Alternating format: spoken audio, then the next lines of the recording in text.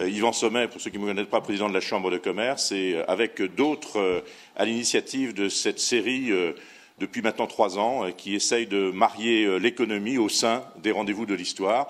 Et au vu encore, j'étais au campus il y a 2 secondes, le campus CCI était plein, avec notamment Benoît Hamon, mais pas que. Et là, merci d'être aussi nombreux pour accueillir François Langlais. Donc, François Langlais, que je vais essayer de présenter, et qui va s'avancer dans la lumière, sous vos applaudissements, parce que vous le connaissez.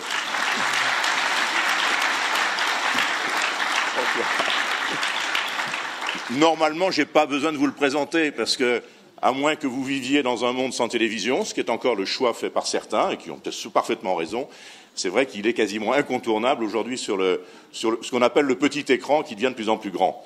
Simplement, pour le présenter, je crois que vous avez eu 2 bonnes fées, si je puis dire. C'est-à-dire, et je ne sais pas, vous allez peut-être me contredire, je me suis permis de rentrer dans l'intime en précisant que vous avez une mère qui était professeure, et ça peut expliquer certains éléments, et un père qui était plutôt tourné vers l'entreprise en tant que responsable d'une entité industrielle. Et ça explique sans doute ce besoin que vous ayez eu, parce que je pense qu'on vous reconnaît tous, du côté didactique. Vous n'êtes pas économiste en tant que tel. On reçoit beaucoup d'économistes dans toutes ces journées. Vous êtes journaliste, c'est le choix que vous avez fait, avec des études littéraires, sans doute poussées par votre maman, mais pas que. Mais vous avez eu besoin d'aller vous coltiner à l'économie. Et c'est grâce à cette synthèse que l'on peut avoir d'aussi belles explications. Alors, vous avez commencé par la presse écrite, évidemment dans des journaux incontournables en presse écrite comme l'Expansion, lorsque l'on veut faire en tout cas ces classes dans l'économie. Vous êtes pas seul, alors j'en oublie sûrement, ensuite les enjeux des Échos, dont vous avez été aussi l'un des animateurs, et on vous a vu ensuite apparaître à la télévision sous BFM Business. Et alors ce qui m'inquiète, c'est que vous avez très rapidement monté dans le classement, parce que BFM se trouve, c'est la chaîne numéro 14 ou 15, c'est ça, et vous êtes maintenant sur la 2. Attention, voilà, attention, le malheur, ça serait que vous arriviez sur TF1, et là, je n'ose pas. Bon, ceci étant dit, blaguons, je vous laisse la parole pour une conférence très intéressante. Vous allez essayer de tenir les 3 quarts d'heure de façon à ce qu'il puisse y avoir un échange d'1 quart d'heure avec la salle. Merci encore d'être là.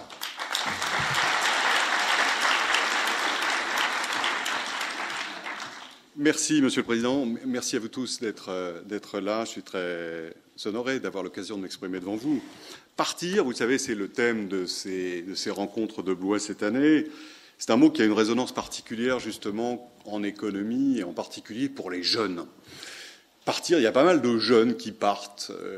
On en voit nos enfants, pour les gens qui ont le même âge que moi, ou nos amis, pour ceux qui sont plus jeunes. Et ils font le choix de partir à l'étranger. Donc c'est des départs qui se voient, qui nous interpellent, qui n'ont d'ailleurs pas que du mauvais, puisque je me souviens qu'il y a 30 ans, quand j'étais jeune journaliste économique, on se plaignait du fait que les jeunes ne partent pas assez. Donc on se plaint toujours, au fond, à la fois qu'ils partent et qu'ils ne partent pas. Mais au fond, il y a un départ qui est silencieux et inobservé, qui est encore plus problématique. C'est le départ manqué de ces jeunes qui n'arrivent pas à entrer dans le monde du travail, ou le départ de ceux qui font le choix de l'économie au noir parce que l'économie émergée ne leur offre pas de perspective. Tout ça nous ramène à la crise française, et c'est sur ces traces-là que je vais essayer de vous emmener pendant 45 minutes. Cette crise qu'on connaît bien, pour essayer de comprendre un peu d'où elle vient et où elle nous mène, puisque évidemment, surtout dans des rencontres historiques, on ne peut pas ne pas s'intéresser au passé. Je pense que je fais partie de ceux qui pensent que, finalement, ce qui ne change pas est plus important que ce qui change, et que, pour essayer de retrouver les linéaments explicatifs d'une situation, il faut bien sûr partir dans le passé, et que les leçons de l'histoire, il faut évidemment aller les chercher, mais elles sont là, elles sont accessibles, elles sont précieuses. Cette crise... On va tout d'abord évidemment parler de l'environnement international pour voir ce qui n'est pas proprement français. Il y a quelque chose qui me frappe. Moi, pour le coup, le Président l'a rappelé, je suis journaliste économique depuis une trentaine d'années. L'année 2015-2016 a vraiment été très saisissante au plan international, surtout pour quelqu'un qui, comme moi, a vécu la chute du mur de Berlin et les illusions que nous avions tous à l'époque sur le triomphe de la démocratie, sur une certaine forme de mondialisation et l'avancée du marché qu'on croyait à l'époque absolument décisive. Vous vous souvenez d'un philosophe américain, enfin d'origine japonaise, qui s'appelle Fukuyama, qui a écrit à l'époque un livre qui s'appelait « La fin de l'histoire ». On imaginait que c'était la fin de l'histoire et que finalement, le progrès étant perpétuel, nous étions arrivés à une espèce de stade ultime de compréhension mutuelle et de découverte des Lumières, finalement. C'était la fin d'une histoire qui avait commencé avec les Lumières. 25 ans plus tard, la situation est évidemment tout autre. Elle est complètement inversée, au point que 89 et 2016 se font face un peu comme les deux figurines d'une carte à jouer, c'est-à-dire c'est l'exacte réplique. Nous vivons la réplique grimaçante de la chute du mur, avec la construction de murs innombrables, en Europe même, évidemment, en Hongrie, en Slovénie, et d'ailleurs, enfin pas seulement, mais tous les pays cherchent à rétablir des murs, à rétablir des frontières. Parce que, au travers de ces 25 ans de mondialisation, qui ont été pour partie profitables, pour certains profitables, pas pour tous, y compris chez nous. Mais comme toujours, la mondialisation a produit une espèce de monstre qui a été la crise financière, parce qu'à partir du moment où on abaisse les réglementations, les protections, où on supprime les frontières, il se produit toujours la même chose. Là, pour le coup, l'histoire nous enseigne ça de façon absolument cristalline.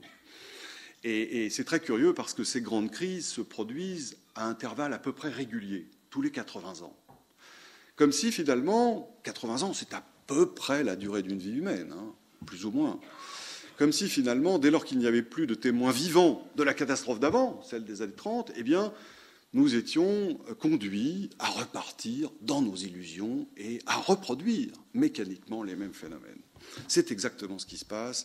Et cette année 2016, elle a bien sûr les contours des années 30, avec l'anxiété économique, la montée du chômage, la difficulté à retrouver la croissance, la crainte de l'autre, de l'étranger, le désir de frontières. Finalement, dans cette période qui suit la crise, autant, si vous voulez, ces 25 ans dont je parlais, 89 jusque, disons, à l'année 2007, qui est le déclenchement de la crise, c'est vraiment le désir de liberté de nos sociétés qui a conduit la marche des choses, et en particulier celle de l'économie. L'économie ne fait jamais qu'obéir à son maître, qui est la société. L'économie n'invente rien, contrairement à ce que disent à la fois les journalistes économiques, les économistes et les patrons. Nous sommes les serviteurs de l'évolution des idées dans la société. Et quand la société est libérale, nous sommes libéraux. Mais quand la société ne l'est plus, elle ne l'est plus, à l'évidence. C'est ce que je pense profondément. Globalement, le petit monde économique change d'idéologie, et c'est exactement ce qui est en train de se passer. Donc, nous sommes à la fin d'un cycle libéral parce que le cycle libéral produit toujours les mêmes causes, une crise, l'exaspération des particularismes, c'est-à-dire que face au grand vent de la mondialisation, il y a les questions d'identité qui deviennent centrales, et puis l'accroissement des inégalités. Pour une raison simple, c'est que, au fond, quand vous supprimez les frontières, le travail qualifié trouve occasion de se rémunérer bien meilleur. Regardez, c'est un exemple qui est pris par François Bourguignon, un économiste qui a travaillé sur ces questions-là. Caruso, le ténor du début du XXe siècle. Il vend 1 million de disques. Eh bien, Pavarotti, 100 ans plus tard, vend 100 millions de disques, parce que c'est une star mondiale. Il gagne 100 fois plus d'argent que dans un marché fermé, borné par les frontières. Et à l'inverse, pour le travail non qualifié, c'est la mécanique exactement inverse.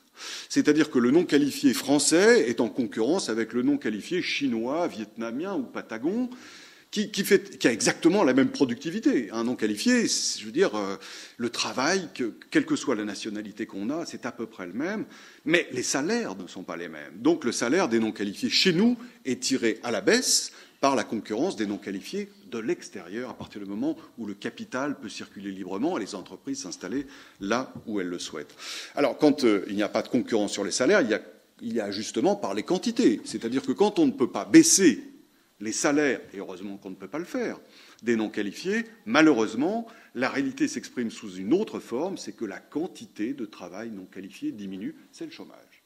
Et c'est ce que nous vivons. En clair, la mondialisation avantage ceux qui ont déjà beaucoup de choses et pénalise ceux qui ont déjà peu de choses. C'est cette mécanique-là qu'on n'a pas vu d'ailleurs se développer au début des années 90 et puis qui est devenue beaucoup plus criante dans les années 2000 et qui, aujourd'hui, à la lumière de la crise, l'est bien davantage. La France vit ça comme tous les autres pays. Mais chez nous, il n'y a pas que ça. Allons un peu sur les trois causes françaises, proprement françaises. La première, c'est l'extraordinaire atrophie de la sphère productive, ce qu'on appelle la sphère marchande.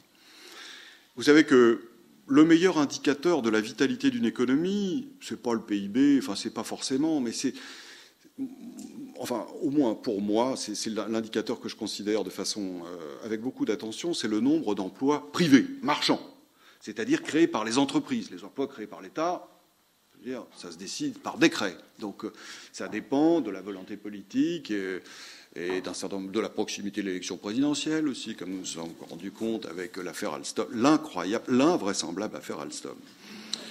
Et donc la vraie température, le vrai thermomètre, pardon, de la vitalité d'une économie, c'est l'emploi marchand. On a aujourd'hui 16 millions d'emplois marchands en France, d'emplois salariés, 16 millions. Pour une population de 65 millions déjà, vous voyez le ratio. Il faudrait compter aussi les indépendants, parce qu'ils contribuent évidemment à créer la richesse, mais intéressons-nous seulement aux emplois salariés marchands. C'est exactement le même nombre qu'en 2001. C'est-à-dire qu'en 15 ans, nous sommes restés de 16 millions à 16 millions. On est descendu un peu, on est monté un peu avant la crise, descendu un peu après la crise, et on est revenu au point de départ. Nous n'avons pas créé un emploi salarié marchand en 15 ans. Alors que, dans l'intervalle, la population française est passée de 61 millions à 66 millions de personnes. Que font ces 5 millions de personnes supplémentaires si on ne les a pas employées dans l'économie marchande, productive, où les a-t-on mis? Alors, c'est assez spectaculaire parce que sur ces 5 millions, vous en avez 3 500 000 qui sont des retraités, de plus qu'à l'époque. Vous avez 1 million de chômeurs et vous avez 500 000 fonctionnaires territoriaux. C'est-à-dire que sur ces 15 ans, les Français, surnuméraires entre guillemets, sont pour une grande partie des retraités, pour une partie substantielle des chômeurs et pour une petite partie des fonctionnaires. Voilà le résultat de 15 ans de croissance française. Retraité, je veux dire, c'est la vie. On gagne tous en âge, et puis un jour ou l'autre, on est retraité. Et c'est le vieillissement de la démographie. Chômeurs, déjà, c'est très différent. C'est quand même la résultante aussi de nos choix d'économie, et évidemment les fonctionnaires territoriaux aussi. Alors que dans le même temps, évidemment, en Allemagne, l'emploi, c'est plus 17%.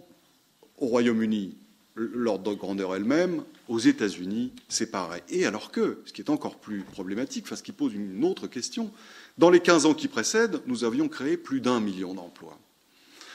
Donc on voit bien là que la sphère productive française n'a pas les dimensions qu'il faut. Et ça explique à la fois notre problème fiscal, puisque et les retraités, et les chômeurs, et les fonctionnaires vivent directement ou indirectement de la redistribution. Donc il a bien fallu prélever davantage pour donner à davantage de gens. C'est notre modèle social qu'il demande, c'est la justice sociale aussi. Mais la base sur laquelle nous prélevons n'a quasiment pas augmenté, alors que la destination de la redistribution, elle, avait progressé. Comme on n'a pas pu augmenter les impôts à la hauteur de ce qu'il aurait fallu, compte tenu du degré de résistance et puis des risques que ça occasionne, on a fait aussi du déficit. Donc vous avez, avec ce chiffre disons, 16 millions à 15 ans d'écart, l'explication à la fois de la fiscalité française et du déficit qui est le nôtre. La deuxième explication, Oui, je rajouterais sur cette première l'illusion du partage du travail. Vous savez, c'est probablement lié à tout cela, c'est-à-dire les 35 heures qui ont quand même été un choix de beau temps. C'est-à-dire, on a fait ça là aussi alors que nous étions justement dans les illusions de croissance perpétuelle et qu'on imaginait que le monde allait aller de mieux en mieux. Et évidemment, la suite nous a donné tort et les 35 heures ont exercé un effet délétère sur la sphère économique française et notamment la sphère privée française. C'est d'ailleurs une de nos illusions traditionnelles, l'illusion malthusienne, qui est de penser qu'il y a une quantité de travail fixe et qu'il suffit de la diviser en davantage de parts pour la répartir. La pizza, quoi. Pizza, au lieu de faire 10 parts, on en fait 14. Et on réduit la part de chacun. Ça n'a aucune réalité. C'est une illusion qui est difficile à dissiper. Mais il faut relire Alfred Sauvy, vous savez, ce grand économiste du XXe siècle, qui explique bien que le travail des uns crée le travail des autres. Et que si vous avez des gens employés avec des perspectives solides pour eux, avec des salaires qui augmentent, et puis une carrière qui progresse, ils vont eux-mêmes consommer davantage, acheter des services, de nouveaux biens, et nourrir la création de nouveaux services, de nouveaux secteurs de l'économie. Et Sauvy a cette formule, il dit finalement, le désir de l'homme n'a pas de limite, et c'est ça qui crée l'économie et qui la renouvelle. Et il a cette formule formidable, il dit « Tantale a plus de successeurs que Diogène d'héritiers ». Et c'est vrai, vous savez que Tantale, c'est l'allégorie du désir non satisfait. C'est celui qui est puni en voyant un arbre de fruits auquel il ne peut pas toucher. Diogène, c'est évidemment au contraire la figure de la sagesse. Mais Sauvy, et il a raison, on n'y voit pas mal, parce qu'il y a là un ferment de croissance qui est absolument éternel. Et ceux qui s'inquiètent du fait que la croissance puisse ralentir pour des raisons de productivité sont victimes de cette illusion malthusienne, c'est-à-dire des mêmes que celle de Madame Aubry ou de Monsieur Strauss-Kahn il y a 15 ans quand ils ont fait les 35 heures. Il n'y a aucune raison pour que la croissance diminue parce que les besoins, je cite encore Sauvy, les besoins des hommes naissent sous leurs pieds. Sauvy donne un exemple d'ailleurs qui va vous intéresser parce qu'il est très concret, c'est avec la température des logements. Il dit, voilà, au début du XXe siècle, on avait par exemple 14 degrés dans les logements. Bon, tout le monde était content avec ça. Quand on était malade, on avait 17. Et puis, les contrats de chauffage collectif arrivent, au fur et à mesure que, justement, l'équipement des villes s'organise, on monte à 16 ou à 18%. Ou à 18 degrés, pardon. Et évidemment, tout le monde, à ce moment-là, se serait inquiété d'avoir 14. On avait complètement oublié que 14 était la norme. Puis on arrive évidemment à 20 ou à 22 aujourd'hui. Alors vous allez me dire, bon, une fois qu'on est à 22, on ne va pas monter à 28. Mais en fait, on crée de la croissance, même en limitant. Parce qu'on invente, justement, pour les économies d'énergie, les fenêtres à double vitrage, le thermostat pour régler la température de façon continue. Demain, on inventera de nouvelles façons de se chauffer. C'est-à-dire qu'avec cette simple histoire, vous avez l'histoire économique du XXe siècle et probablement du XXIe. Sur le seul besoin d'avoir une température constante et vivable dans nos logements et la transformation progressive de nos besoins, eh bien, on voit que, au fond, la croissance n'a véritablement pas de limite. Je ferme ma parenthèse. Deuxième explication de la crise française. Il y a une disproportion qui existe dans tous les pays, mais qui est plus criante chez nous, entre la situation des jeunes et des seniors, et une sorte d'inégalité des générations. Vous savez que ça se mesure avec le taux de pauvreté. On a aujourd'hui un taux de pauvreté chez les 18-24 qui est de 20%. C'est sans précédent. C'est le niveau de pauvreté le plus élevé de toutes les générations. Et à l'autre extrémité, le niveau de pauvreté le plus faible, 7%, c'est-à-dire 7 personnes sur 100 d'une génération, se trouve chez les 60-69 ans. Et il y a eu une inversion extraordinaire, puisque, évidemment, si vous prenez les mêmes chiffres en 1970, vous avez tout à fait l'inverse. Alors, cette inversion s'est produite pour de très bonnes raisons. La montée en puissance de l'assurance sociale et évidemment de la retraite. Puisqu'en 1970, et d'ailleurs de l'an 0 jusqu'en 1970, les seniors, les vieux et les très vieux étaient pauvres. puisqu'ils n'avaient pas de ressources. Et c'est pour ça, d'ailleurs, que bien souvent, ils vivaient chez leurs enfants.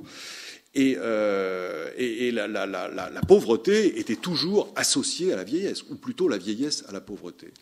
Tout ça change sous l'effet de la montée en puissance des systèmes d'assurance sociale que nous avons mis en place après la guerre, tant mieux, si ce n'est que, dans le même temps, la situation des jeunes se détériore de façon terrible, principalement à cause des difficultés d'accès au marché de l'emploi. Et de ce point de vue-là, il y a un problème véritablement spécifiquement français, disons, qui globalement concerne toute l'Europe du Sud, mais la France plus qu'elle ne devrait. Un jeune sur 4 au chômage, disons un jeune sur 4 qui est sur le marché de l'emploi. Et puis beaucoup de jeunes qui prolongent artificiellement leurs études dans des universités où on leur délivre des assignats universitaires, c'est-à-dire des diplômes qui, malheureusement, n'ont pas de valeur sur le marché du travail parce que les entreprises y sont indifférentes. Et c'est d'ailleurs tout le vice de notre système éducatif que de ne pas orienter les élèves sur des filières où il y a véritablement du travail et de les laisser faire. Par exemple, de laisser rentrer pour la filière d'enseignement de gymnastique 3 ou 4 fois ou 5 fois le nombre d'étudiants qui correspondrait au nombre d'emplois. Donc, il y a eu une inversion totale qui a été aggravée et par le marché du travail et par le marché immobilier. L'extraordinaire croissance des prix de l'immobilier, c'est plus ou moins vrai suivant les régions, évidemment, mais globalement, on est dans des niveaux de valorisation qui sont absolument sans précédent. Or, qui détient le patrimoine immobilier? Globalement, les plus de 50 ans. Et l'âge des primo-accédants, c'est-à-dire de ceux qui achètent pour la première fois, ne cesse d'augmenter compte tenu de la marche de plus en plus haute qu'il y a à franchir. Alors, ça nous amène à cette génération des baby-boomers. Bon nombre d'entre vous en êtes, comme moi d'ailleurs. Je suis né en 61, donc je suis un baby-boomer tardif, mais un baby-boomer quand même. Puisque conventionnellement, la génération, je crois, commence en 43 et elle se termine en 63. Et c'est très étonnant parce que c'est une génération qui a été extraordinairement favorisée. Alors, là encore, pardonnez-moi de faire ça à grands traits, il s'agit de données globales. Au sein de chaque génération, on trouvera des individus qui s'écartent évidemment de la moyenne, et en ce sens-là, c'est à la fois l'avantage des moyennes que de donner une idée générale, et leur défaut, c'est d'éliminer les situations marginales. Mais au plan statistique, c'est comme ça qu'on travaille, évidemment. Et ça dit quand même une part de la vérité. Voilà une génération qui est donc entrée sur le marché du travail dans les années 60, avec le plein emploi, et qui a profité dans les années 60 de la libéralisation des mœurs et de la société, qu'il a d'ailleurs faite elle-même, puisqu'elle se déterminait, comme souvent, on fait souvent le contraire de ce qu'ont fait ses parents, et donc elle s'est déterminée contre la génération qui la précédait, qui était au contraire structurée à cause de la succession de deux guerres et puis de la crise des années 30, par la nécessité d'organiser un ordre social inflexible, parce qu'elle avait connu le désordre social et militaire. Et la génération des baby-boomers, c'est exactement le contraire. Elle connaît la paix, donc elle provoque le désordre dans la société. Je caricature, mais il y a un peu de ça. Elle avance en âge, à partir du moment où elle s'intègre dans le marché du travail, elle commence à acheter justement son patrimoine immobilier, elle l'achète grâce à l'inflation. C'est-à-dire qu'elle rembourse en monnaie de singe. Elle rembourse la génération qui la précède, c'est-à-dire qu'elle profite de conditions macroéconomiques tout à fait formidables pour constituer son propre patrimoine. À partir du moment où elle a une cinquantaine d'années, elle occupe les postes de pouvoir dans nos sociétés, à la fois en économie et en politique, et c'est à ce moment-là que se produit la grande inversion idéologique, au début des années 80, où le monde se libéralise, on ouvre les frontières pour les biens, pour les capitaux, pour les personnes, et on inverse les paramètres de gestion de la monnaie en proscrivant l'inflation. On estime que l'inflation est évidemment le mal ultime et qu'il faut l'interdire. Mais c'est justement le moment où nos baby-boomers n'ont plus du tout intérêt à l'inflation. Autant ils avaient eu l'inflation au moment où ils en ont eu besoin, autant à partir du moment où ils n'en ont plus besoin, ils se débrouillent pour qu'elle disparaisse. Et la valorisation de leur capital progresse dans des proportions tout à fait substantielles. 10 ans plus tard, ils prennent leur retraite au zénith des systèmes de retraite. On ne retrouvera plus de conditions comme celle-là, puisque, à cause du vieillissement, c'est pas de la faute de baby-boomers. Et puis, ils vieillissent en bonne santé, tant mieux. Hein. Mais reste que la pression que ça exerce sur le système de redistribution est considérable. Ça creuse en partie la dette. Hein. Donc voilà une génération qui, à toutes les étapes de sa vie, a vu les portes s'ouvrir. Et c'est très fréquent que des générations soient plus ou moins avantagées à un moment de leur existence, mais là, il est assez rare qu'on ait justement à tous les âges tous les feux verts, quoi.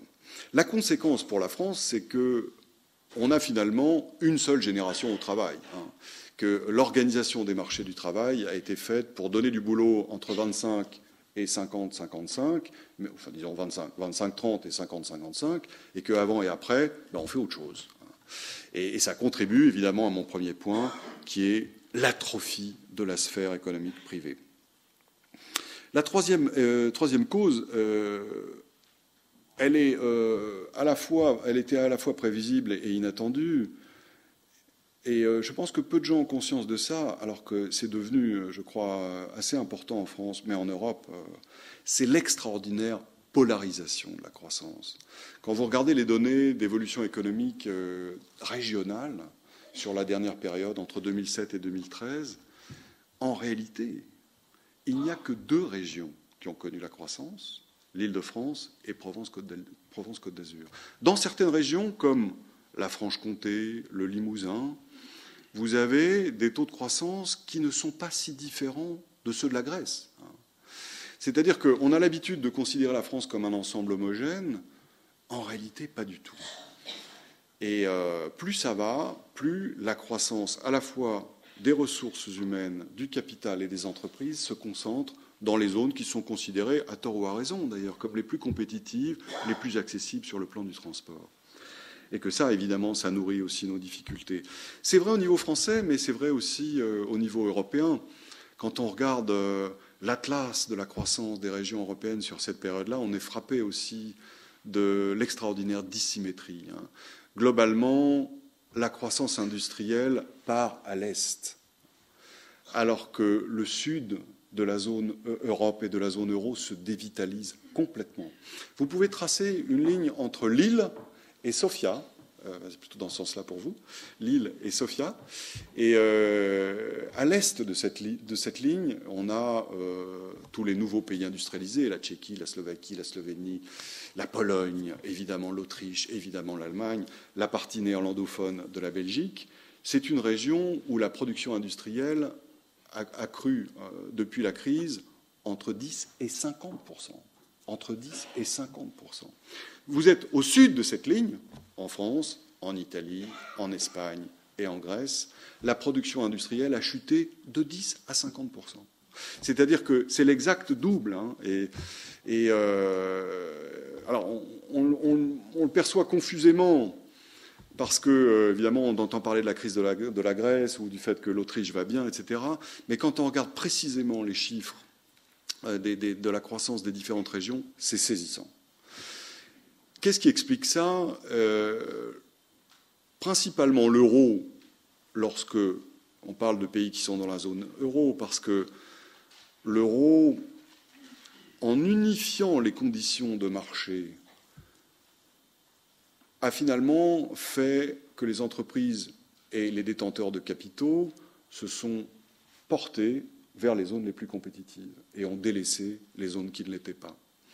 Et du coup, on a un phénomène moutonnier où plus vous avez de capital et de ressources qualifiées, plus vous avez de capital et de ressources qualifiées. Alors que quand vous avez des espaces nationaux avec des frontières et des monnaies différentes, les monnaies permettent d'atténuer les difficultés de compétitivité momentanément d'un pays. On a connu ça en France, et je vais y venir dans un instant, quand on dévaluait pour répondre à des problèmes de compétitivité de nos entreprises. La zone euro ne peut pas dévaluer en interne, et du coup, alors qu'on imaginait qu'elle allait produire de la convergence, en réalité, elle a produit une divergence extraordinaire, sans précédent en Europe, sans précédent, et de laquelle la France est plutôt victime, parce que nous sommes précisément au sud de cette ligne dont je parlais. C'est-à-dire que de ce point de vue, nous sommes plutôt un pays du Sud qu'un pays du Nord. La conséquence, d'ailleurs, pour revenir à notre thème de partir, c'est pour la première fois depuis la guerre, on voit des migrations européennes qui se mettent en place et qui sont saisissantes. Ça commence à atteindre des proportions très significatives. En gros, les jeunes diplômés quittent le Sud pour aller en Allemagne et dans la banlieue industrielle de l'Allemagne, c'est-à-dire la Tchéquie, la Pologne, etc. Ils vont dans Germania, qui est cette espèce de continent intégré autour de l'économie industrielle et en particulier de la voiture. Cet ensemble de pays est un pôle de compétitivité pour la voiture qui est le premier mondial, quasiment, puisque Détroit n'est plus ce qu'il était. C'est devenu un centre de production mondiale de voitures. Et donc, quand on a un diplôme et qu'on est espagnol, quand on a un diplôme et qu'on est grec, on a le choix entre travailler à l'économie au noir ou servir l'ouzo aux touristes l'été, ou bien partir en Allemagne. On part en Allemagne. Et puis, il y a des mouvements inverses, c'est assez intéressant. C'est que les seniors, eux, font l'inverse, ils vont au soleil. Les jeunes vont au froid, et les seniors vont au soleil. C'est l'héliotropisme et l'héliofugisme, quoi. Et j'ai fait un reportage, d'ailleurs, il n'y a pas longtemps, sur un petit village d'Espagne où 95% de la population est maintenant allemande. Où les types ont même construit un magasin de saucisses, parce que le soleil, c'est bien, mais le soleil et les saucisses, c'est pas plus mal. Donc, dans ce contexte, si vous voulez, le risque pour la France, si nous ne réagissons pas, c'est que nous devenions un peu la Lozère de l'Europe. Parce que tout ça s'est produit en France. Tout ça s'est produit en France. Aucun d'entre nous ne l'a connu. Mais ça s'est produit, je dirais, dans la deuxième moitié du XIXe siècle et la première du XXe siècle. On habitait la Lozère. Bon, le type qui était un peu dégourdi, et forcément, il allait à Lyon ou il allait à Paris. Et il revenait acheter la maison de ses parents pour ses vacances et pour ses vieux jours. Et la Lozère est devenue peuplée de résidences secondaires et de maisons de retraite. C'était pas très grave, parce que il y avait un État qui faisait que la poste était toujours ouverte, que les routes étaient entretenues, qu'il y avait malgré tout quelques écoles pour les Lozérois qui restaient arc-boutés sur leurs terres. Et finalement, dans l'espace d'une république, on avait besoin de la Lozère aussi, pour des tas de raisons. Et l'investissement collectif, les préférences collectives, en tout cas, faisaient que nous investissions sans difficulté. Le problème, c'est qu'au plan européen, rien ne se passe comme ça. Donc les zones qui sont en train de se dévitaliser, il n'y a personne pour les sauver. Personne. Et on pourra attendre, personne ne viendra les sauver. C'est la raison pour laquelle, d'ailleurs, on y reviendra si vous voulez dans les questions, mais le choix de la Grèce de rester dans l'euro est d'une stupidité insondable. Ils sont en train d'organiser leur suicide collectif, parce que personne ne viendra les sauver, si ce n'est pour combler les trous quand il faudra, de façon à maintenir le système bancaire. C'est pas ça qui donnera du boulot aux jeunes. Donc le risque pour la France, il est quand même là, c'est que finalement on s'accommode d'avoir 2 ou 3 zones très compétitives chez nous, et puis que le reste, eh bien, tant pis, justement, ils n'ont qu'à partir, ou bien ils vivront de la redistribution, ou bien ils vivront de l'économie au noir, et ça serait véritablement dramatique. Dernier point, avant de conclure, pourquoi est-ce que c'est plus compliqué maintenant qu'avant? Parce que c'est bien d'énumérer les causes, mais qu'est-ce qui a fait que ces causes portent? Je pense qu'une bonne partie de nos difficultés vient en fait de l'euro, ou plutôt du fait qu'on n'a pas lu le mode d'emploi sur la boîte. Donc on a pris le médicament et on s'est dit, bon, ça suffira tout seul. L'union monétaire nous a privés d'un instrument que nous utilisions énormément tout au long du XXe siècle, qui est la dévaluation. Entre 1914, enfin juillet 14, et 1987, qui est la date de la dernière dévaluation, la France dévalue sans cesse. Évidemment, pendant la guerre, donc à l'issue de la guerre 19, en 1928, on dévalue le franc de 79%. C'est-à-dire presque 80. D'où l'expression le franc à 4 sous, puisqu'il y avait évidemment 20 sous, 1 sou c'est 5 centimes, il y avait 20 sous dans un franc, on dévalue de 80%, on en perd 16, il en reste 4. Le franc à 4 sous, c'est ça. C'est le franc de Briand, d'Aristide Briand. Juste après, mai 36, les congés populaires, etc., ont dévalué massivement. Hein, à l'automne 36, en janvier 37, et puis incessamment avant la Deuxième Guerre mondiale, et jusqu'au lendemain, en 45, on dévalue de 60%. L'après-guerre verra, là aussi, un cycle de dévaluation permanent. En 58, De Gaulle dévalue, mais énormément, pour pouvoir réformer la France par ailleurs. Hein. Donc dévaluer, c'est comme donner un coup de climatiseur, quoi. Ça baisse les prix à l'export de tous les produits faits en France, ça permet de vendre plus facilement, sans baisser les salaires. Ce qui est exactement notre problématique aujourd'hui, hein, c'est qu'on ne peut plus dévaluer, donc on demande aux gens de baisser leur salaire, ce qui est évidemment insupportable, en tout cas extrêmement difficile. Il n'y a pas beaucoup de pays qui ont accepté de le faire. Et si vous voulez, c'est là où, petit à petit, dans les années 70, dans les années 80, on continue. En 87, c'est la dernière dévaluation, et on se dit, voilà, renonçons à cette facilité. Parce que l'Allemagne, notre grand voisin, s'en sort très bien sans ça. Il n'y a pas de raison qu'on fasse différemment. Très bien. Mais pour autant, on ne fait pas le travail qui correspond à ça, qui aurait été de faire monter en gamme l'économie. C'est-à-dire que si vous faites des Audi et des BMW, le prix de vente importe peu. Je veux dire, le type qui achète une bagnole à 65 000 €, il peut l'acheter 68. C'est pas discriminant. Si vous faites une Renault Clio ou une Peugeot 306, on est sur des marchés. J'ai roulé en Renault pendant des années. Hein, c'est pas du tout un acte de défiance vis-à-vis de cette marque éminente. La réalité est qu'ils sont positionnés sur le milieu de gamme et que sur le milieu de gamme, on perd toutes ses plumes. Autant sur le bas de gamme, vous rattrapez sur les volumes, de toute façon vous fabriquez à l'étranger. Autant sur le haut de gamme, vous faites des marges et vous pouvez payer vos ouvriers dans des conditions qui sont celles aujourd'hui de l'aristocratie industrielle. Les employés de Volkswagen ou d'Audi sont payés autant qu'un ingénieur chez nous, avec des participations au profit considérables et des voitures au diesel truquées. Mais alors que chez Renault, en revanche, on est dans des systèmes de compétition qui sont beaucoup plus durs et qui imposent de délocaliser la production au Maroc, en Slovénie, en Slovaquie. Ça, c'est plutôt pour Peugeot. Donc, on n'a pas l'appareil industriel qui nous aurait permis de résister à une monnaie forte.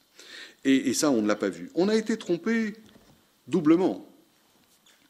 On a cru, certains d'entre vous s'en souviennent peut-être, au tournant des années 90, le franc fort, c'est formidable, ça nous réussit, regardez, l'Allemagne est sur le flanc et nous, on est bien meilleurs que maintenant, puisque à l'époque, nous dégagions un excédent commercial vis-à-vis de l'Allemagne. C'est il n'y a pas si longtemps, il y a une petite vingtaine d'années. La seule chose que nous n'avions pas comprise, c'est que l'Allemagne était sous le coup de sa propre réunification. C'est-à-dire qu'elle avait vécu l'équivalent d'une guerre, avec des coûts extraordinaires, 150 milliards de marks par an de transfert des anciens Länder vers les nouveaux. Et qu'à l'époque où nous nous comparions à elle, elle était affaiblie comme elle l'est une fois par siècle. Et que l'excédent commercial que nous avions dégagé vis-à-vis de l'Allemagne était dû exclusivement au transfert de richesses qui avait été fait au profit des nouveaux Länder. Les gars n'avaient pas assez d'argent pour acheter des Audi, donc ils achetaient des Renault. Et on a profité de ça. Mais ça n'était pas du tout une sanction positive des choix de politique économique que nous avions faits. Donc ça a été la première. La deuxième, on en a parlé, c'est de faire à cette époque-là les 35 heures et d'imaginer que nous avions désormais notre place acquise au rang des monnaies des pays qui pouvaient vivre avec des monnaies fortes. Tout ça, nous l'avons compensé en partie par la dette. À partir du moment où on n'a plus pu dévaluer, on s'est endetté, qui était une autre façon de faire payer quelqu'un d'autre. Finalement, quand on dévalue, on fait payer qui? Le rentier, le gars qui a un peu d'épargne, ou beaucoup d'épargne. Hein. C'est d'ailleurs pour ça qu'à l'époque de dévaluation, les gens partaient en Suisse. Ce n'était pas pour éviter la taxation, c'était pour éviter la dévaluation qui rognait le patrimoine. Donc les gens partaient, ceux qui avaient de l'argent, avec des valises, pour aller les placer en francs suisses, qui étaient autant de gouttes d'or, comme disait Albert Cohen. Donc on pratiquait régulièrement l'euthanasie du rentier. Mai 68, on augmente le SMIC, on augmente les allocations familiales, etc. C'est la fête. Juste derrière, on dévalue. Je te donne et je te reprends, mais je t'en fume. Parce que, finalement, tu n'as pas compris que je te reprenais avec une dévaluation. Et en réalité, d'ailleurs, je ne reprends pas tout à fait au même, parce que je te donne à toi qui travaille, qui t'endette, qui va pouvoir fonder une famille, et je te reprends à toi qui a du patrimoine et qui va se voir justement taxé avec l'inflation, c'est-à-dire une forme d'impôt qui ne dit pas son nom. C'était notre modèle. Mauvais ou bon, je ne sais pas, c'était notre modèle. C'était notre façon de régler la guerre des générations et de faire face justement à l'impossibilité du dialogue social en France. Quand on ne peut pas régler ces paramètres de compétitivité par la discussion, eh bien on les règle par la dévaluation, jusqu'en 87. 87, on ne peut plus. Du coup, on les règle par la dette. Autrement dit, on dit, bon, bah, c'est pas grave, on va baisser le coût du travail. On augmente les salaires avec les 35 heures, et en parallèle, on baisse le coût du travail en diminuant les charges. Mais qui paye ? Demain, après-demain, on ne sait pas. En tout cas, pas nous. On ne veut pas payer. On ne veut pas réduire nos salaires, on ne veut pas augmenter notre temps de travail, on ne veut pas non plus diminuer le niveau des prestations, donc la dette. Nous sommes tous coupables de ce point de vue. C'est-à-dire qu'on a voté pour des gens qui ont mis de facto en œuvre ce projet-là, même si, individuellement, chacun d'entre nous, si on lui pose la question, répondrait « ben non, attendez, c'est pas raisonnable ». Oui, mais c'est quand même ce qu'on a fait collectivement. Donc, tout ça a tenu jusqu'en 2007. En 2007, l'autre exutoire, qui est la dette, n'est plus possible. On ne peut plus s'endetter. Donc, à partir de 2007-2008, on ne peut plus dévaluer, on ne peut plus s'endetter. Qu'est-ce qui se passe ? C'est ce que j'appelle la loi de la queue du chien, c'est-à-dire que quand vous tenez la queue d'un chien et qu'il veut la bouger, bon, la queue ne bouge plus et c'est le corps qui bouge comme ça, quoi. Hein. C'est-à-dire que on a bloqué la monnaie, on a interdit l'endettement. Eh bien, c'est l'économie réelle qui traduit justement les fluctuations sous la forme de moins d'emplois, moins de sphères privées. Et on revient au début de l'exposé tout à l'heure, moins de croissance, moins de dynamisme, des jeunes qui partent, ou bien des qualifiés qui partent, ou bien des riches qui partent. La réalité elle-même réagit, justement. Hein. Autant la dévaluation ou la dette était comme des pare-chocs pour l'automobile, autant quand il n'y a plus de pare-chocs, bah, c'est la tôle qui encaisse le choc. Et le premier président à avoir connu ça, c'est Nicolas Sarkozy. Le deuxième, c'est François Hollande. De ce point de vue, nos deux présidents successifs, en gros, 2 mandats perdus. Hein. Enfin, je ne vous demande pas de partager ce sentiment, mais en gros, 10 ans de perdus. Pas tout à fait, mais par rapport aux enjeux qui sont les nôtres, la France de 2016 n'est pas en meilleure santé que la France de 2007, à l'évidence. Alors, il y a eu la crise, j'entends bien, enfin, quand on voit la façon dont la Suède a traversé la crise, la façon dont le Royaume-Uni a traversé la crise, la façon dont l'Allemagne a traversé la crise, on ne peut pas ne pas se dire, il y a quand même un petit sujet en France. Et Sarkozy et Hollande sont les deux premiers à expérimenter ce régime de ni d'évaluation, ni endettement. Tous les autres ont pu actionner un levier de secours. Ils étaient coincés, il y avait un parachute, quoi. Et ils en ont fait d'ailleurs un usage tout à fait extensif. Donc l'un et l'autre arrivent avec des diagnostics économiques complètement erronés. Hein. Il faut se souvenir de la loi TEPA de Sarkozy, donc baisse des impôts sur l'immobilier, etc., alors que c'est pas du tout le sujet. Et puis, il paye ça tout son mandat. Hollande arrive, je me souviens très bien de conversations avec lui en juillet 2012, donc il venait d'arriver.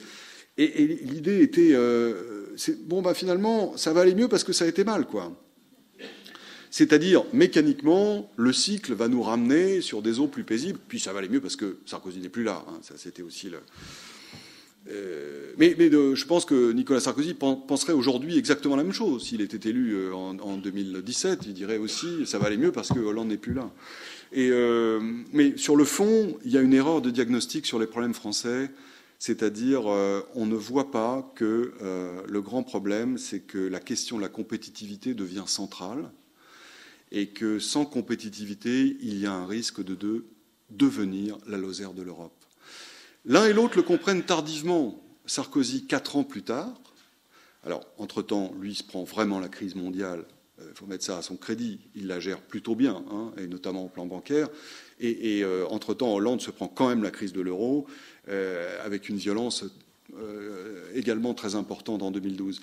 Et Hollande réagit un peu plus vite. Il lance le pacte de compétitivité en 2014. Il est trop tard. Les chefs d'entreprise ne lui font plus confiance. Et ne lui feront pas confiance quoi qu'il arrive dans l'année qui vienne.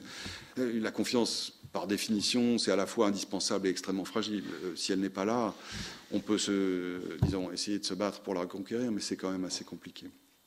Donc, je pense que toute cette affaire-là explique quand même l'extraordinaire impuissance de nos deux présidents consécutifs. Ça débouche évidemment, et je terminerai là-dessus avant de prendre vos questions, sur 2017. Est-ce qu'on a une chance? Oui. Quand on regarde les choses sans a priori, alors évidemment on pourrait se dire, bon, bah, si c'est l'euro qui a causé nos problèmes, sortons de l'euro. Il n'y a pas de tabou, enfin, on peut regarder ça. Je veux dire, moi, je ne fais pas partie des religieux, des adorateurs de l'euro. J'observe quand même que ceux qui veulent sortir de l'euro nous promettent monts et merveilles, des allocations, des augmentations, des subsides, des dépenses publiques, le plein emploi. Ça m'inquiète un peu, quoi. Le bon sens de base me fait dire que c'est peut-être pas très raisonnable, quoi. Qu'ils imaginent qu'en sortant de l'euro, on pourra dépenser autant qu'on veut. Je suis désolé, il y a des pays en dehors de l'euro, le Royaume-Uni ou la Suède, on en a parlé il y a un instant, ce sont des pays qui se sont servis de la flexibilité monétaire, non pas pour éviter les restructurations, ça c'est ce que nous promet Mme Le Pen. Je ne parle pas de M. Mélenchon, c'est encore une autre histoire.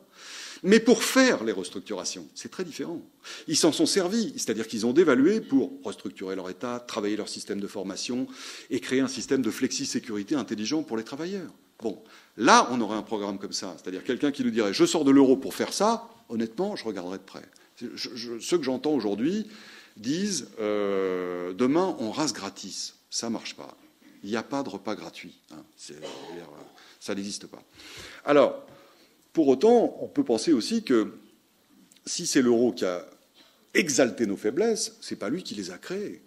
Et que travailler nos faiblesses, c'est une politique qui vaut dans tous les cas de figure. Que l'euro survive ou pas. Je ne pense pas qu'il survivra tel qu'il est. Personnellement, je n'y crois pas une seconde. Et là encore, si on regarde dans l'histoire, l'histoire est ponctuée d'unions monétaires qui explosent, hein, et singulièrement en Europe.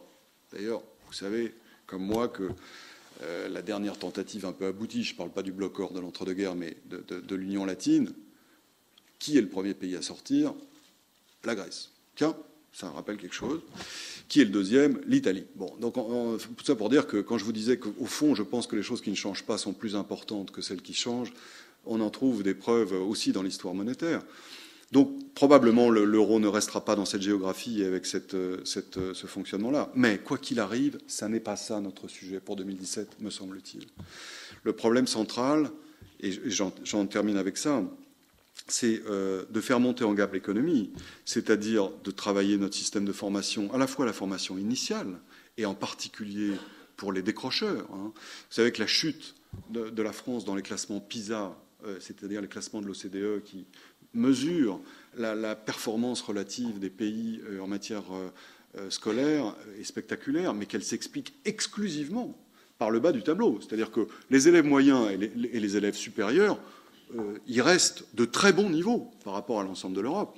Les élèves supérieurs en particulier. On a un système de formation des élites qui est vraiment l'un des meilleurs d'Europe.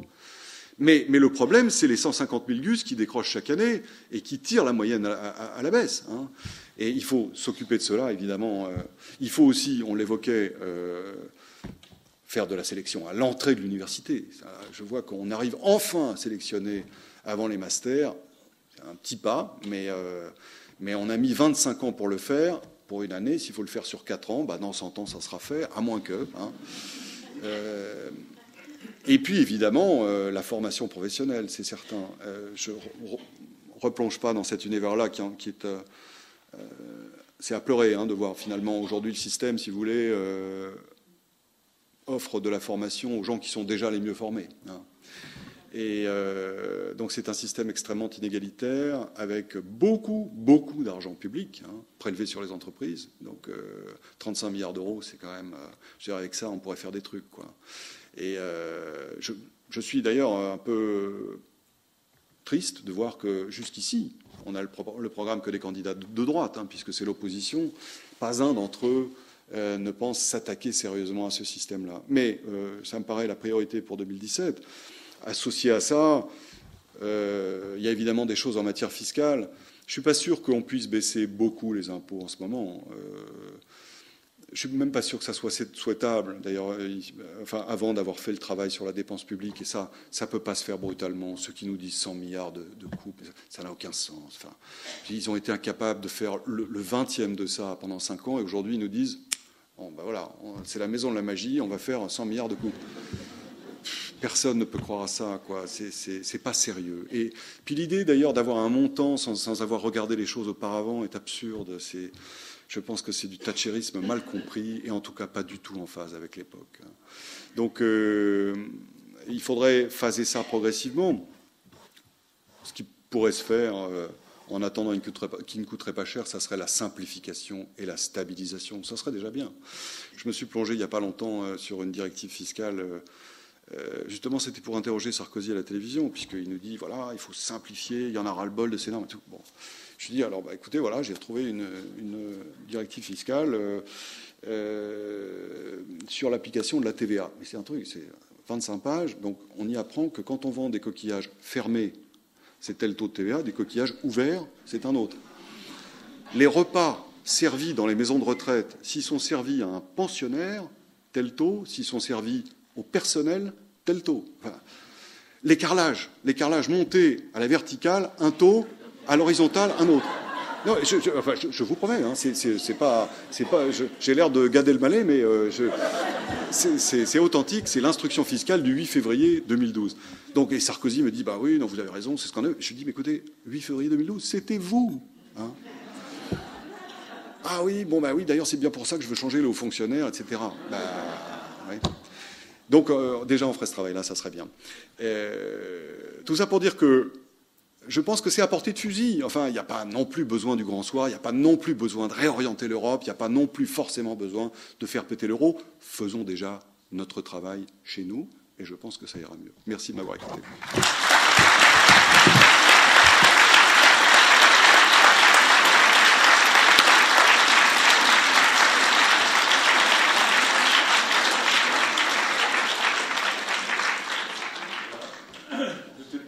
S'il y a des micros, mais autrement il y aura des voix peut-être fortes, ils sont là, ils arrivent.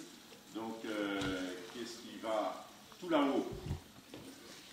Oui, je vois une main, effectivement. Il mettra au moins une minute de l'atteindre.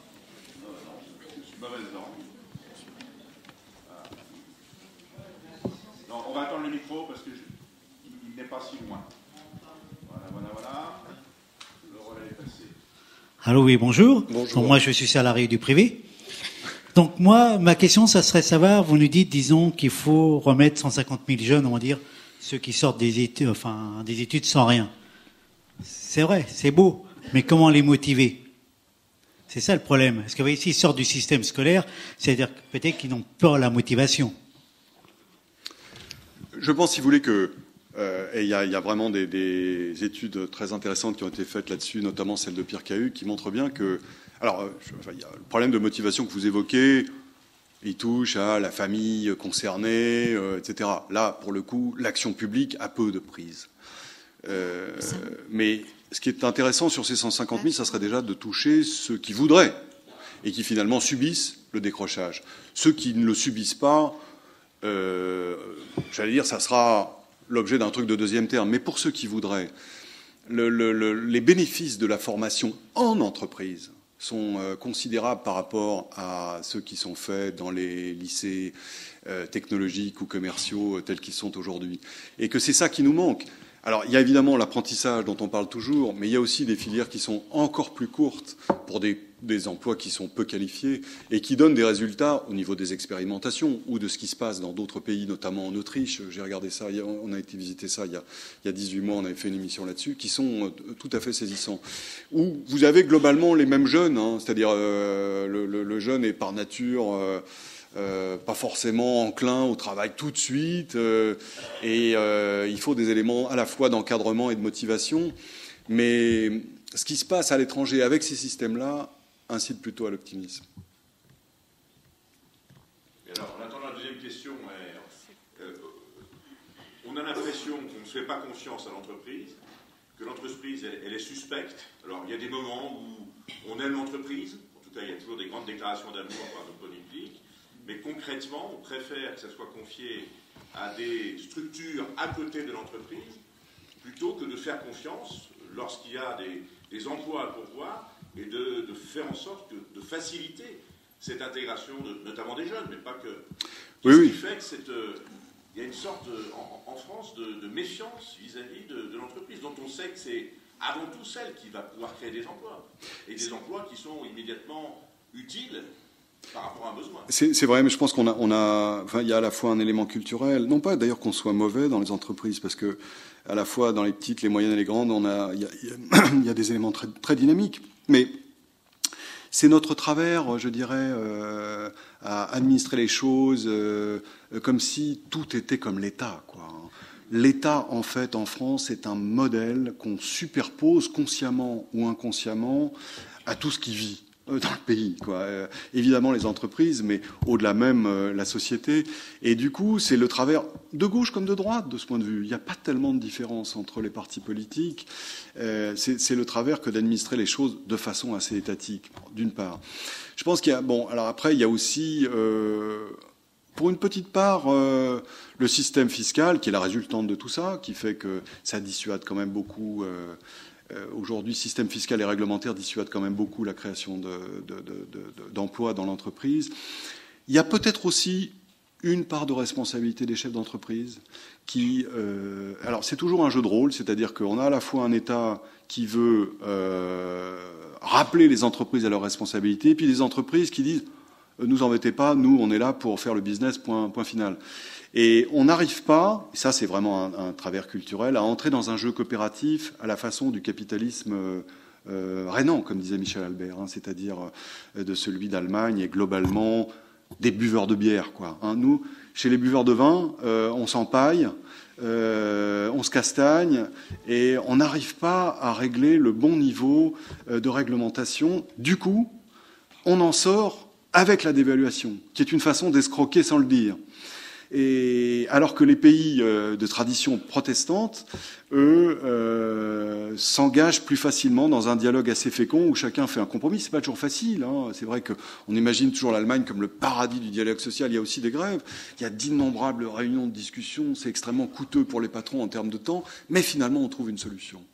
Et on bute un peu là sur la composante culturelle, je crois. S'il vous plaît. S'il vous plaît.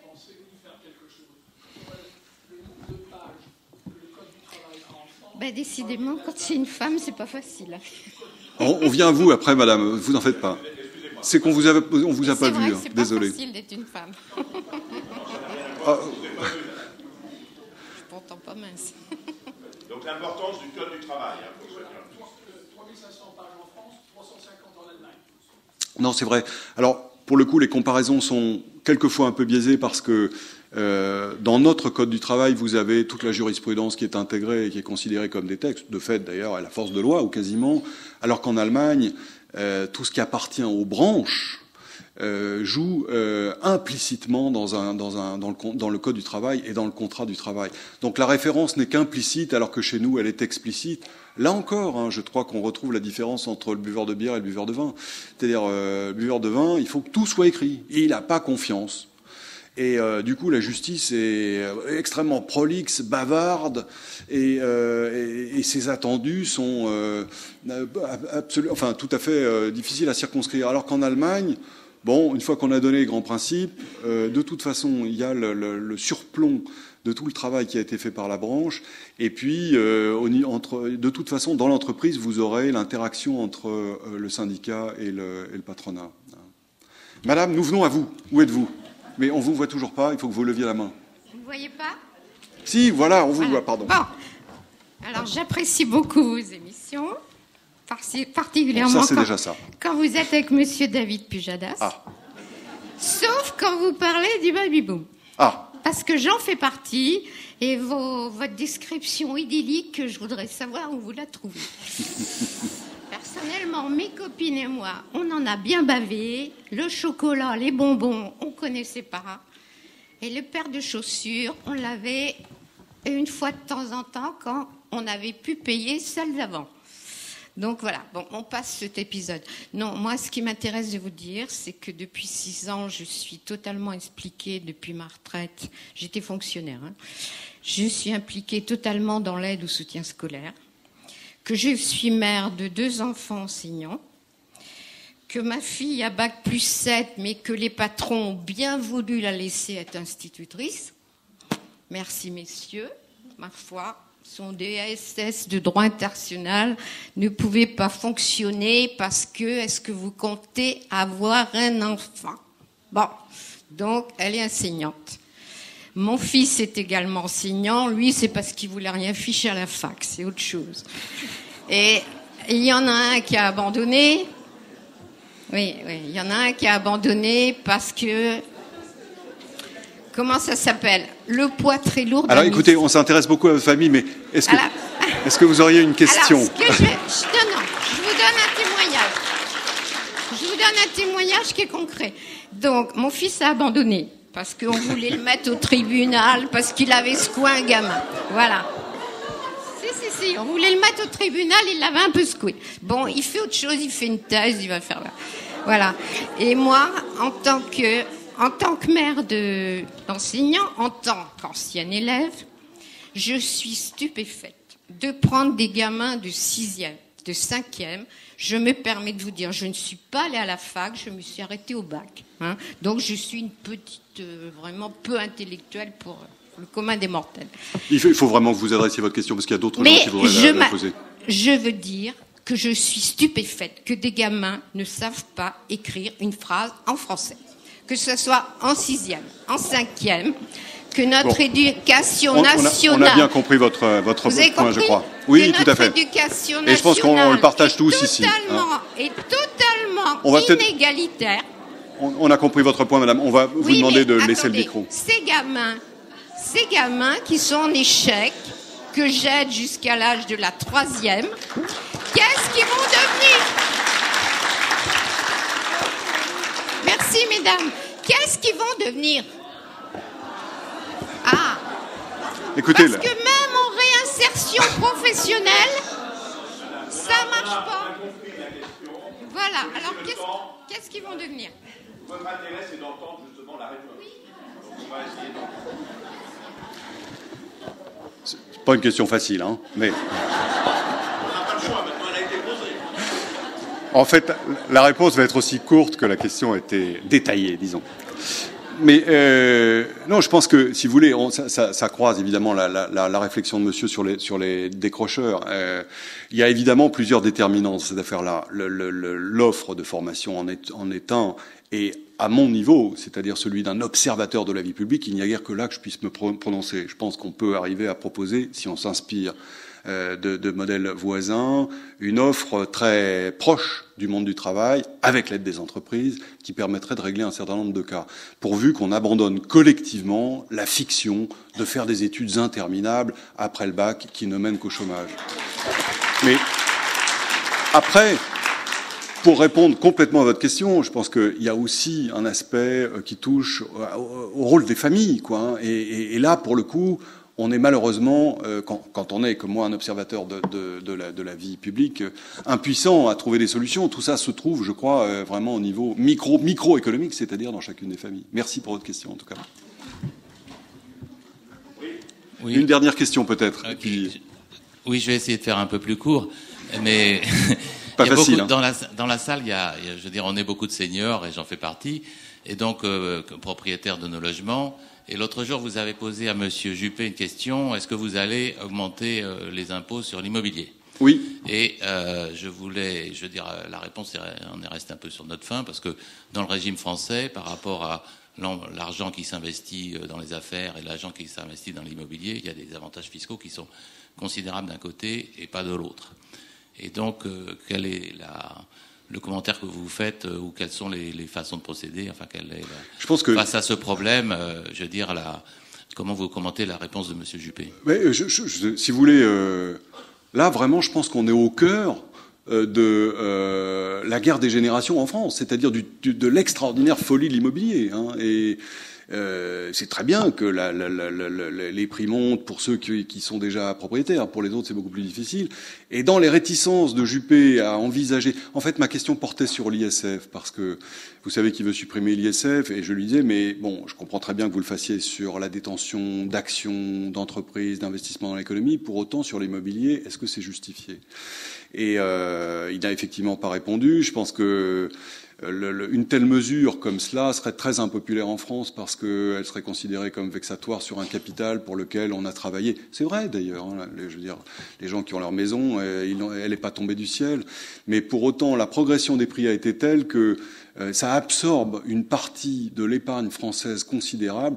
Et je me souviens d'une phrase d'ailleurs de Patrick Artus, économiste, je crois qu'il est là, il participe à ces rencontres, il était là tout à l'heure, qui disait finalement, si on corrigeait le système fiscal français, qu'on corrigeait les biais trop favorables à l'immobilier, on retrouverait l'équivalent de 2 points de croissance. Et je pense que dans la prévention d'Alain Juppé à envisager cela, il y a malheureusement sur ce point-là, ça n'empêche pas les qualités de l'homme par ailleurs, mais un travers bien français et qui est quand même l'une de nos difficultés, je crois. Merci à vous. On arrive malheureusement au terme de tout ça.